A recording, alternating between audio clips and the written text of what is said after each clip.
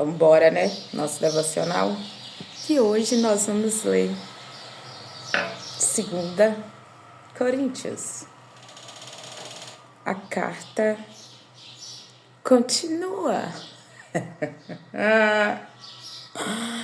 Meu Deus do céu, vou te falar. Como se diz o outro, a surra vai continuar. Mas Deus é Deus de que fere e Ele mesmo vem e cura. Tipo assim, entendeu? Que o homem vem e só fere e deixa lá ferido, a ferida aberta, e aquilo fica ali doendo e a pessoa remoendo, ressentindo daquela ferida. Só que Deus não é homem. Deus, ele permite a ferida e ele mesmo cura a ferida. Então, quando ele nos corrige através da palavra, ele mesmo vem e consola com a mesma palavra. Olha, filho, te corrigi por isso e isso, mas é porque eu te amo. Pronto, Deus é perfeito, né? E 2 Coríntios 1 está dizendo assim para aquela igreja e para nós hoje. Bendito seja o Deus e Pai de nosso Senhor Jesus Cristo, Pai das misericórdias e Deus de toda consolação, que nos consola em todas as nossas tribulações, para que com a consolação que recebemos de Deus, possamos consolar os que estão passando por tribulações. Ou seja, estes versículos nos levam a entender que Paulo estava falando com aquela igreja e hoje nos leva a entender que todas as coisas cooperam para o bem daqueles que amam a Deus. Ou seja, ele está falando, Deus é o Pai das misericórdias e Deus de toda consolação, que nos consola em todas as nossas tribulações. Ou seja, todas as tribulações que passamos, há um propósito para aquilo. E tendo um propósito para isso, diante de todas essas tribulações, Deus nos consolará enquanto nós estivermos passando por essas tribulações. Ou depois que passarmos também por essa tribulação. Ele não permite uma tribulação na nossa vida e deixa a gente ali na tribulação eterna, sem sentido. Mas ele vem com consolo para aqueles que diante da tribulação estão chorando. Meu Deus do céu! Só será consolado aqueles que choram. Meu Pai, que maravilha!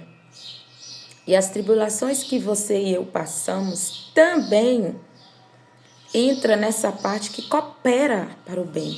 Tem alguma coisa que vai cooperar para nós. Olha o que ele está falando. Para que com a consolação que recebemos de Deus, possamos também consolar os que estão passando por tribulação. Aí você entende que coopera para o seu bem. Tribulação que você está passando é uma experiência que você vai ter e no final dela você vai estar mais forte, porque você vai ser consolado por Deus e Ele vai estar com você.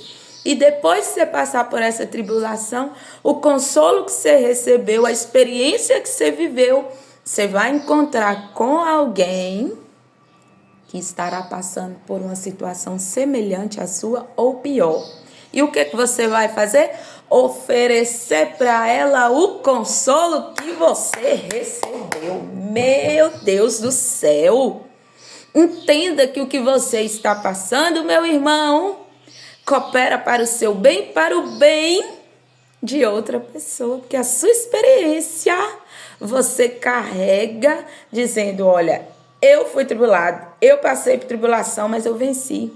Ô, meu irmão, você está passando pela mesma coisa ou uma situação pior, você também vai vencer.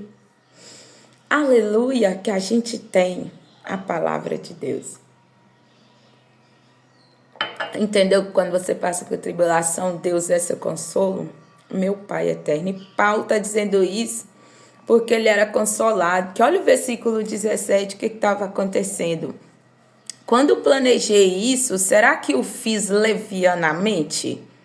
Ou será que faço meus planos de modo mundano, dizendo ao mesmo tempo sim e não? Paulo, neste momento, estava sendo mal interpretado. Por quê? porque ele planejou ir até a igreja de Corinto, visitar os irmãos em Cristo. E houve mudanças de plano na viagem de Paulo até lá. E não deu para ele ir lá. E esses irmãos, alguns irmãos, estavam pensando que Paulo era alguém que fazia uma promessa e não cumpria. Uai, Paulo, com as minhas palavras, uai, Paulo, mas você falou que ia vir visitar a gente está passando por dificuldade, e por que você não veio? Se por acaso você vive na vida de sim e não, o sim que você fala da boca para fora, dentro do coração é não, é isso que Paulo está querendo dizer e explicar para aqueles irmãos. Olha só, eu faço um plano, mas não faço o plano como no mundo, que fala que vai fazer, mas no fundo não vai fazer. E Paulo está se justificando com a palavra de Deus, dizendo, olha só, eu planejei aí, mas não deu. Então não me tomem como alguém que fala uma coisa e faz outra. E ele está dizendo, eu não sou como as pessoas do mundo. Porque o crente, a vida dele, se ele falou sim, é sim. E se ele falou não, é não. O que passa disso é procedência do inimigo. Então Paulo está dizendo, eu falei sim, mas houve contratempos de não ir até vocês. É aí que a gente tem que tomar cuidado na questão de julgamento. Se o irmão te falou sim e porventura aquele sim não ocorreu, não julgue antes de saber o que aconteceu. Porque senão você vai ser medido com a mesma medida que você está julgando o irmão que te falou sim, mas não deu para ser sim. E Paulo estava se justificando e explicando para os irmãos o que aconteceu. E neste mesmo momento ele se entristeceu, porque os irmãos estavam achando que ele era um leviano, que mentia. Mas Deus está dizendo que é para nós hoje que ele está falando, ainda bem que Deus me consola nesses momentos, porque Paulo era um homem que pregava Cristo e a sua palavra sim era sim e a sua palavra não era não. E é tão interessante que ele explica para eles, eu não fui até vocês e não visitei vocês para que eu não os entristecesse. Porque se eu fosse aí com as minhas palavras nesse exato momento, seria por motivo de tristeza, porque eu iria corrigir vocês. E isso entristecia Paulo, porque ele não queria fazer isso com a igreja naquele momento, pessoalmente. Ele mandou uma carta. O desejo dele era de estar em alegria com os irmãos. Mas estava acontecendo tantos problemas que se ele fosse ali no momento, ele ia ter que corrigir com muita severidade. E aquilo causaria tristeza entre os irmãos. Então, preferiu Paulo não ir naquele exato momento, mas ele iria depois. Então, tome cuidado. Quando alguém te disser sim, e este sim não deu para ser cumprido, passa a saber primeiro o que foi que aconteceu. Não julgue o irmão, não. Mas se você está sendo julgado, receba o consolo de Deus como Paulo estava recebendo o seu consolo.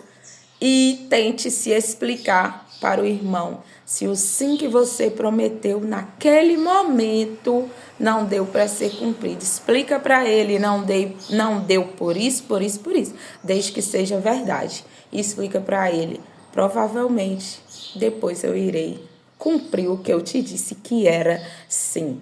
Então ficamos com essa palavra no nosso coração. As tribulações que você vive, você será consolado e servirá de experiência para você consolar alguém lá na frente.